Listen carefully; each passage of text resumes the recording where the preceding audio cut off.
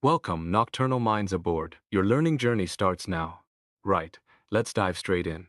We're looking at how Aristotle painted the Sophists as these guys who taught politics, but never actually got their hands dirty with it. He saw them as tutors, a professional service for those wanting to succeed in public life through technical training. But hold on, wasn't that picture incomplete?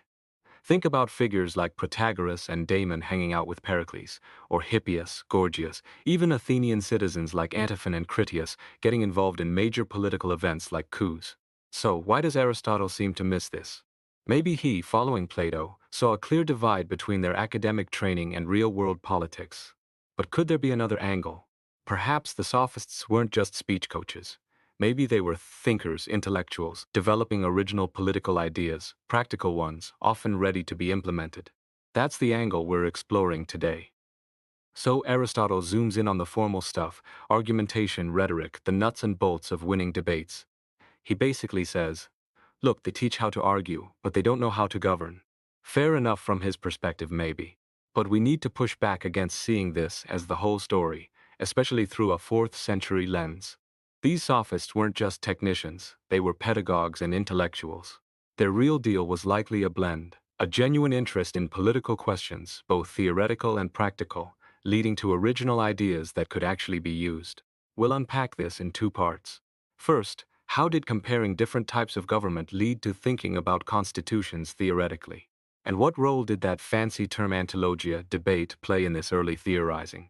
Second, we'll look at their take on law, which might be their biggest theoretical contribution. Okay, Aristotle again. In his Nicomachean Ethics, he basically says, sorry, sophists, you're great at arguing, but you haven't lived the life of politics, so you can't really advise on making laws.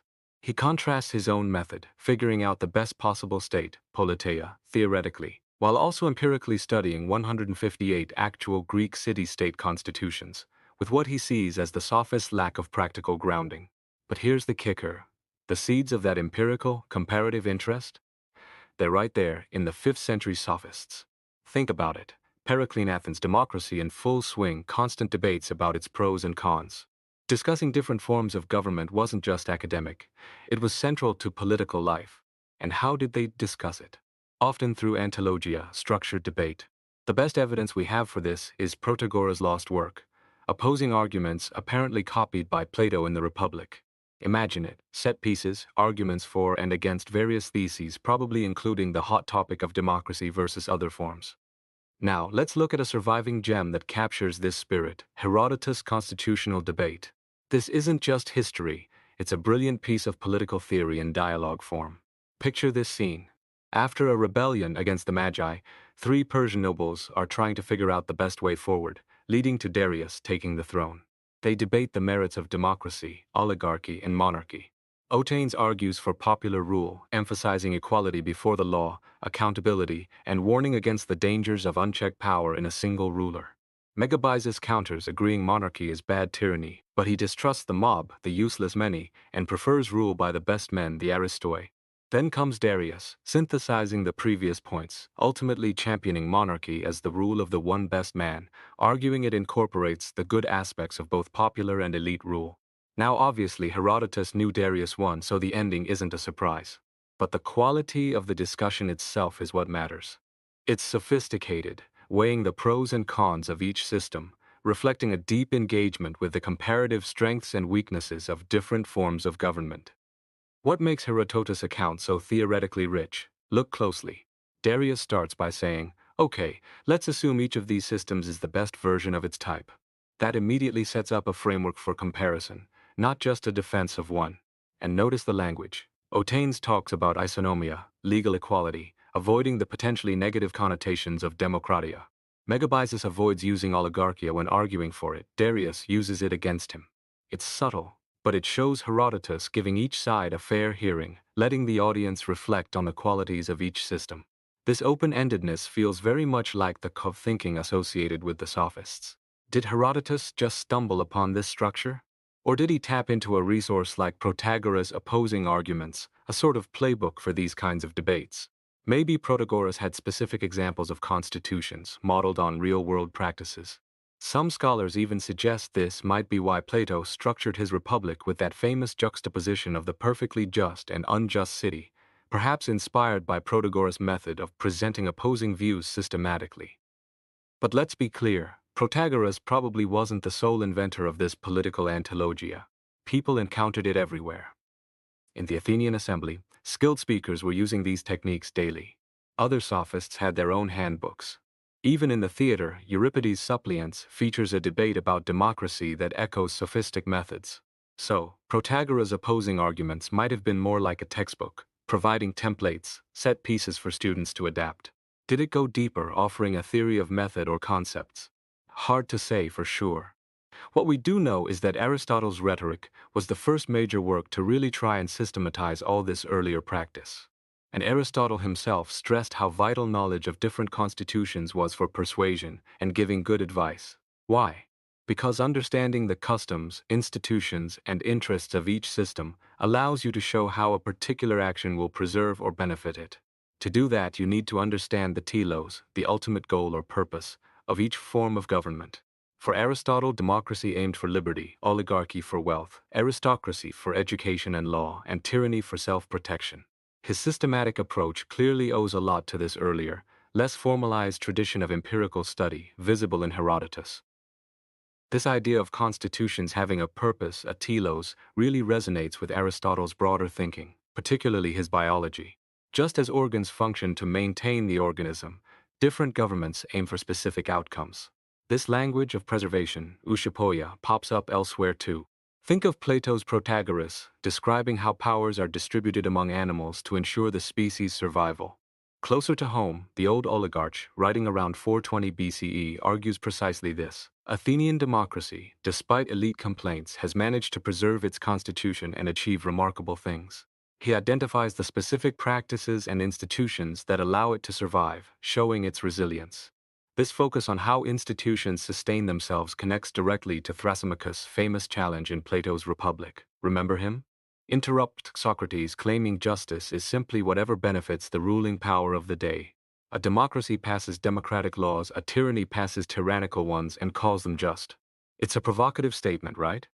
Now, how should we read Thrasymachus? Is he the OG realpolitik guy, cynically stating that justice is just the ruler's advantage? Well, Plato presents him as a professional arguer, a sophist, essentially paid to challenge Socrates. So, maybe we shouldn't take his statement at face value as a philosophical truth he believes. Instead, think of it as a provocative move, a rhetorical weapon. It's designed to throw a wrench into Socrates' attempt to find a single universal definition of justice. It's similar in spirit to the old oligarch's critique. The point isn't necessarily to say democracy is objectively unjust, but to highlight that what counts as just depends entirely on the values and priorities of the regime in question. Understanding those specific values is key to understanding how that regime preserves itself. Unlike Socrates, who seems to be looking for an external standard of justice to judge all regimes, Thrasymachus wants to understand the internal logic of each one. His aim is to derail the search for a single conception of justice by showing its impossibility across diverse political landscapes. This brings us to a fascinating fragment preserved by Dionysius of Halicarnassus. Here, someone claims expertise in settling disputes over government by finding common ground. He argues that factions fight without judgment, failing to see the shared basis beneath their apparent opposition. What's that common ground? A commitment to the ancestral constitution, the Patris Palladium. Even if people disagree on details, he suggests this foundational agreement is widely held and easily understood. Imagine the rest of the speech. He'd probably use evidence from elders to pinpoint exactly what features of this ancestral constitution both sides secretly agree on. This shows how deep knowledge of constitutional arguments wasn't just an academic exercise. It was a practical tool for orators. Someone like Thrasymachus, armed with this expertise, could identify contradictions, build counterarguments based on concrete cases, and even mediate between factions. It's about using constitutional analysis to bridge divides and restore harmony. Plato draws a powerful analogy in the Theaetetus. An expert in wisdom like a sophist transforms things, making the bad seem good to those who perceive it as bad. Just as a doctor uses medicine to restore health or a farmer tends crops, the sophist uses discourses to adjust a person's disposition. Applied politically, this means adjusting public opinion, replacing harmful ideas with beneficial ones. Think back to Thrasymachus trying to mediate. He's like this expert, guiding factions to see the underlying common ground in their conflicting views on the Constitution, aiming for equilibrium. Like the doctor or farmer, the sophist needs experience, familiarity with various cases, different constitutions, different situations. But unlike them, the doctor knows health, the farmer knows fertile ground, the sophist has to create the standards for his art. He has to navigate the complex landscape of human reason, logos, and social values like justice and shame, figuring out what seems and perhaps is just and fine within each specific political context. So the sophist task is complex. They need to adjust their arguments based on the audience and the situation, considering the unique values and perspectives embedded in different constitutions. This requires deep experience, gained perhaps through observing assemblies, attending plays, or through dedicated training. But here's where Plato might draw a line. While the sophists could master the mechanics of argumentation and understand the workings of different systems, Plato suspected their interest in constitutions was purely instrumental. It was a tool for winning debates, for practical success, not necessarily driven by a search for the best possible constitution or a commitment to a higher moral vision. They could analyze and manipulate, but did they possess the philosophical depth to articulate and defend a truly ideal polis? That, Plato implies, was his domain. What about Protagoras specifically? He supposedly aimed to cultivate eubulia, good judgment. Does that mean he secretly yearned for the best constitution, aligning him more with Plato? Maybe. But if his training was genuinely pragmatic, focused on concrete skills for navigating the complexities of existing situations, perhaps he never felt the need to engage in abstract theorizing about the best possible state. He was more concerned with helping students make sound judgments in the messy reality of Athenian politics, adjusting their views to the contingencies of the moment, rather than constructing grand theoretical models. And remember the political climate. As the 5th century wore on, reactions against Athenian democracy grew louder. This tension might have pushed some sophists, perhaps even Protagoras, towards developing more critical, even theoretical, arguments about the value of law and justice, moving beyond mere technical debate. So, wrapping up, what's the takeaway? The sophists' legacy isn't just about teaching fancy debating tricks.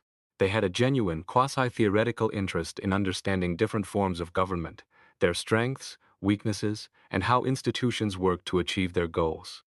By turning this into a subject of training, they equip their students with the tools to analyze political situations critically and argue effectively. Their true contribution lies in fostering this comparative, empirical understanding of political systems, preparing individuals for active participation in the complex world of Athenian politics. That's the sophistic story on constitutions.